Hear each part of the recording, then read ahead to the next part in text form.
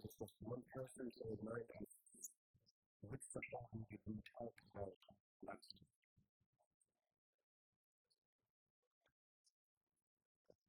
Who said it? Who said it? No, no, he said it first. I don't think it was him. It was not him. So I still don't know if they got it there. It was Yazid ibn Abdullah al-Badri radiallahu anhu. And I said that throughout my entire life I only met one person whose name was Jadid.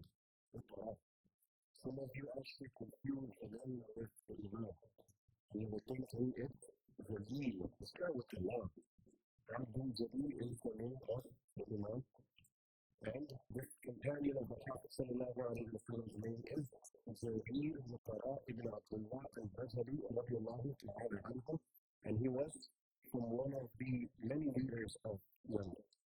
And how he accepted Islam, the incident that took place regarding the acceptance of his Islam, he will leave that be. And some of the quotes and the sayings and the remarks of the Sahaba radiallahu anhum, I also shared that with you in regards to him last week. But something that I do want to repeat, which I mentioned last week, but a few of the brothers, they took me to the back and they had questions in regards to it. Not that they misunderstood, but it's just that there is something which has been lost in today's society, and that is the Islamic morals and the respect that we give to our guests. So Adi ibn Hatim radiallahu anhu narrates that when Jarir ibn Abdullah radiallahu anhu visited the Prophet sallallahu alayhi wa sallam, al-Qana al-Wisada, he spread out the cushion for him. And he told Jarir to sit. So of course, out of the immense respect that he had for the Prophet sallallahu alayhi wa sallam, he said no, so instead he sat on the ground out of humility. Even though he was a person of leadership, he was a leader of the entire community in Yemen, and he came to the Prophet sallallahu alayhi wa sallam to become a Sahabi, and he spent 40 days with the Prophet sallallahu alayhi wa sallam, and he came with 150 men. And Umar radiallahu anhu called him the Yusuf of this ummah. That's how handsome he was. He was tall, and he was very handsome. Remember the incident when he entered into Masjid Nabawi? All the Sahaba radiallahu anhu, they looked back towards him. That's how handsome he radiallahu ta'ala anhu was. And in spite of all these great qualities that he had, he still sat on the floor. So the Prophet sallallahu alayhi wa sallam said to him, أشهد أنك لا تبغي علوا في الأرض ولا فسادا. I bear testimony as a prophet of Allah that you, O Jarir, even though you are a person of leadership, you do not seek any ulu, any superiority, any power, any leadership in this world, nor do you seek to spread corruption. Because someone might think that the Muslims are soon going to become the superpower of the world, and the number of the Muslims have now increased from a few hundred or a few thousand to roughly about 100,000 plus. Right? You all know that from Mecca, before the Prophet sallallahu alayhi wa sallam passed away. We all know that there are over 100,000 Muslims. So delegations were coming to Medina al-Munawwara, and people were constantly accepting Islam. Someone might think that Jarir probably came to accept Islam so that he can form an alliance with the Muslims. Not because he's actually sincere.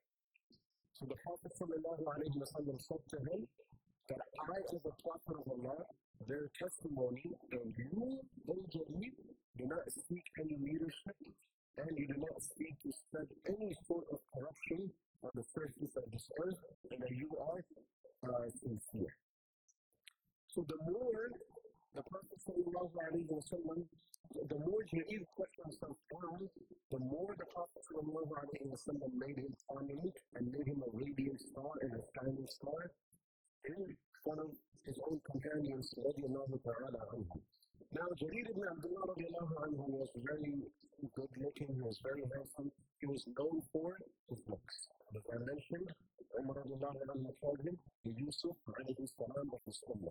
That's how handsome he was. So the Prophet ﷺ advised him and he said to him, O Jarir, إِنَّكَ إِمْرَأٌ قَدْ أَحْسَنَ اللَّهُ خَلْقَكَ. That verily you are a man, such a man that Allah has created him in perfection. No one can look at you and say that this part of your physical appearance is ugly, or it's not very good looking, it's not pleasing to the eyes. No one can have any negative comments or any derogatory remarks in regards to the mold and the shape that Allah has given you. You're perfect. And on top of that, you have the height.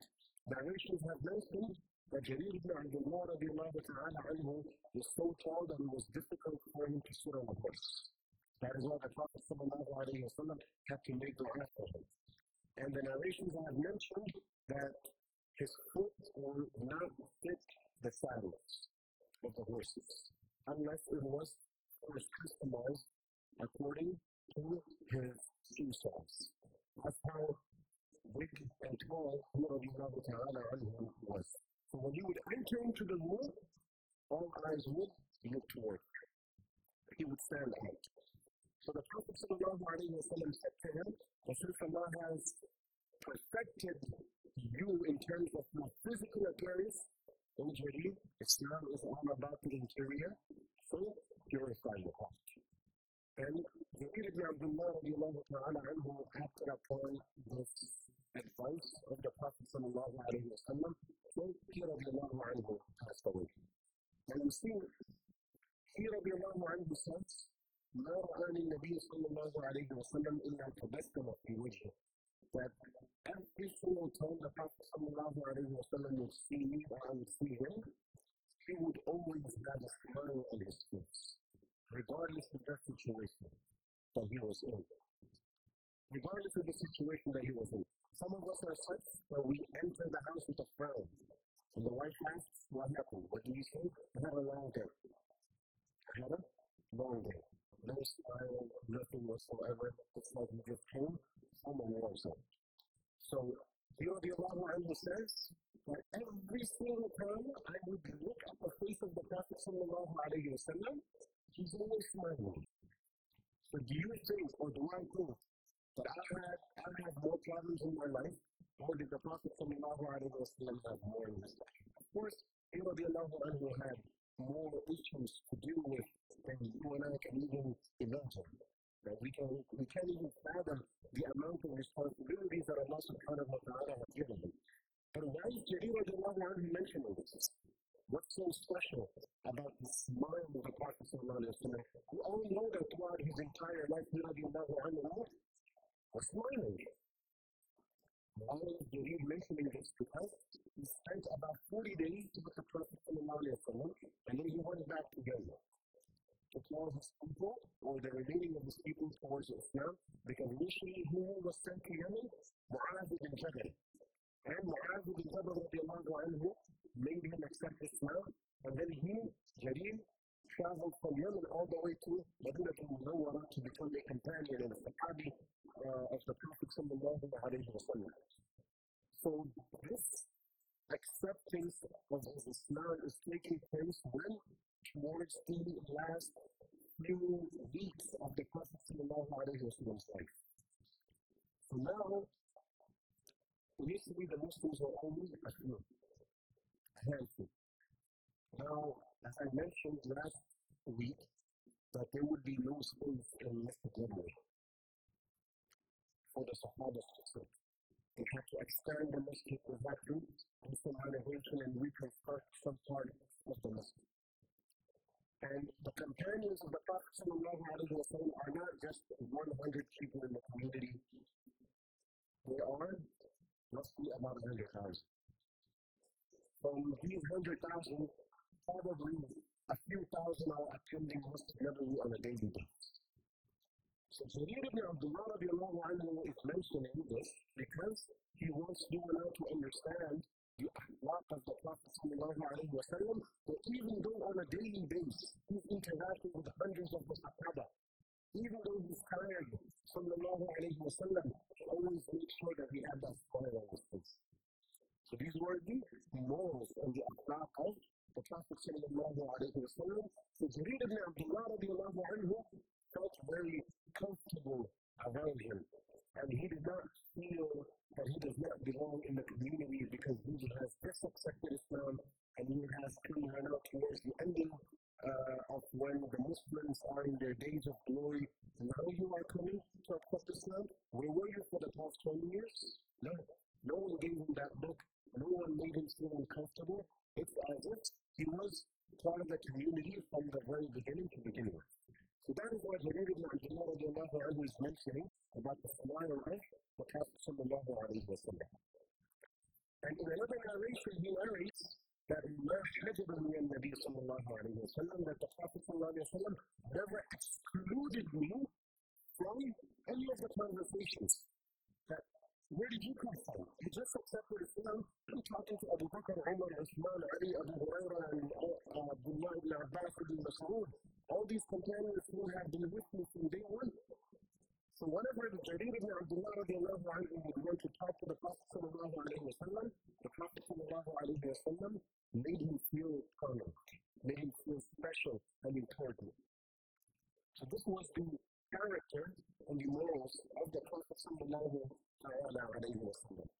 Now you see, my brothers and elders, when you read the hadith, you will see that whenever the Prophet sallallahu alayhi wa sallam would pledge his allegiance, whenever any companion would pledge their allegiance to the Prophet sallallahu alayhi wa sallam, the Prophet sallallahu alayhi wa sallam would say that pledge your allegiance to me, and the man would say that I, so and so, I, Abu Bakr, I, Umar, Uthman, and Ali radiallahu anhu, pledge my allegiance or our allegiance to you, O Prophet of Allah, that we will pray our salah, we will give zakat, we will perform hajj, we will stay away from haram, we will not drink haram and alcohol, and etc. This is known as the bay'ah with the Prophet sallallahu alayhi wa sallam. Now, if you read the hadith that have mentioned the bay'ah of the Prophet sallallahu alayhi wa sallam, towards the ending of the bay'ah, he sallallahu alayhi wa sallam would usually add another sentence. And, for example, Abdullah ibn Mas'ud or Jabir ibn Abdullah radiallahu anhu says that I pledged my allegiance to the Prophet sallallahu alayhi wa sallam ala an la as'al an-nas shay'an. And on top of all the other promises that I made, for example, salah, zakat, and etc., I, Jabir ibn Abdullah, will also not ask anyone for any help.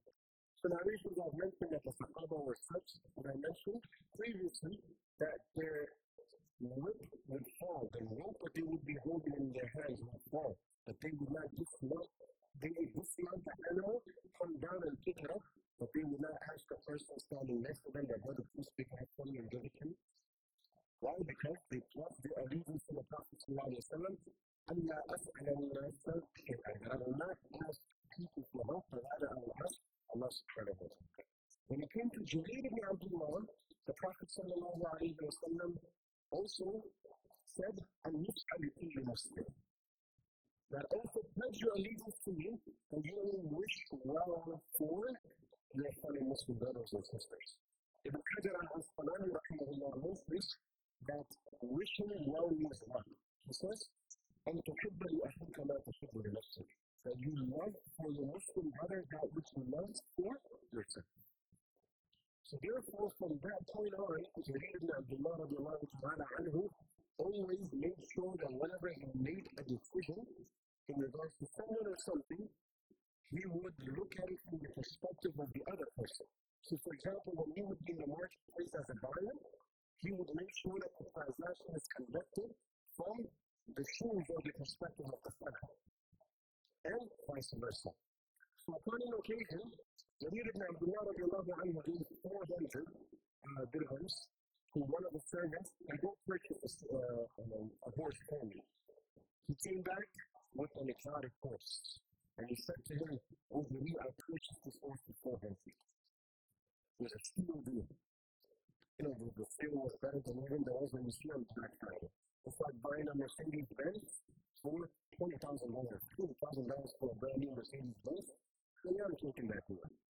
So Jarir ibn Abdullah radiallahu anhu said to the servant of his, or go back and take me to this shop, and he gave that man an additional 400. And he said to him, but it is not worth 400, it is actually worth 800. Just like how I want to be treated from the perspective of being a sinner. Now I, from the morals of the Prophet ﷺ, want to treat you the same way. The actual market value is way more than 400, it's worth 800. So Jarir ibn Abdullah has said to the man that I am not someone who's with you, that don't look at me in such a way that maybe there's something wrong with me. I'm just displaying the best character that the Prophet ﷺ ordered us all to display. To the extent that Ali radiallahu anhu said that we radiallahu anhu became so close to us that he says, Jarir minna ahlul bayt. It's as if we were from amongst ahlul bayt. And this was the akhlaq, once again, of the Prophet sallallahu alayhi wa sallam, that when someone from far away would come, or someone, when we would be coming to visit Muslim memory, or the Sahaba radiallahu anhu, or the Prophet sallallahu alayhi wa sallam, he would not exclude them. When you have accepted Islam later on, Abu Bakr, Umar, Uthman, Ali's status is more higher than yours. You sit in the back of the masjid and let the other elders come in front of Ali, in front of the Prophet sallallahu alayhi wa sallam. So Jarir ibn Abdullah radiallahu anhu was treated like how Ali radiallahu anhu was treated. Like how Fatima radiallahu anhu was treated. So Allah subhanahu wa ta'ala equip me and all of us with the morals and the akhlaq and the character of the Prophet sallallahu alayhi wa sallam. Wa akhiru da'wana alhamdulillahi rabbil alameen. Jazakumullahu khairan.